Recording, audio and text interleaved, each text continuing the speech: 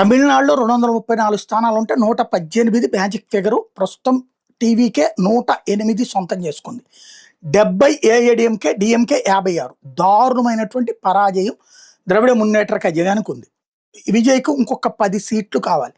సాయంత్రం లోపు 10 యాడ్ అవుతాయా లేదా? ఇక్కడ నాకు కనబడుతున్న లెక్క 3 కోణాలు. నెంబర్ 1, ఇప్పుడు డిఎంకే కూటమిలో ఉన్నటువంటి పార్టీలు ఎవరైతే చిన్నా చితకా పార్టీలు 29 పార్టీలు పెట్టుకున్నాడు కదా, అందులో 1, 2 గెలిచినటువంటి పార్టీలు వచ్చి విజయ్తో కలిసి విజయ్ సీఎం కావడం ఒక ఫ్యాక్టర్.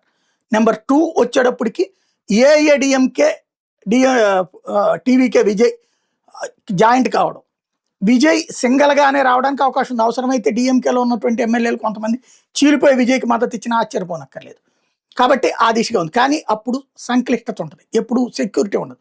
సెక్యూరిటీ ఉండాలంటే ఒకటి డిఎంకే కూటమిలో ఉన్నటువంటి వాళ్ళు లైక్ గొయ్గోలో ఇట్లాంటి వాళ్ళు కొంతమంది అటు పోవడం, అవసరమైతే ఏఐడిఎంకే కూటమి వాళ్ళు కూడా అటు కొంతమంది పోవడం, కూటమిలో ఉన్నటువంటి వాళ్ళు ఎవరైనా సరే అట్లాగా తీసుకోవడం.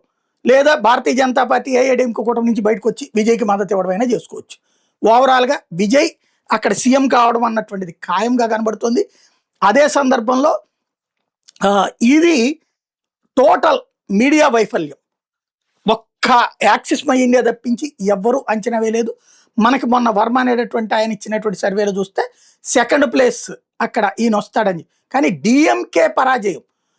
ఏఐడిఎంకే 3rd ప్లేస్ కట్టారు కానీ డిఎంకే 3rd ప్లేస్కి వెళ్తుందని ఒక్కళ్ళు కూడా మెన్షన్ చేయకపోవడం అన్నటువంటిది టోటల్ అందర్ ఫెయిల్యూర్ అని చెప్పాలి.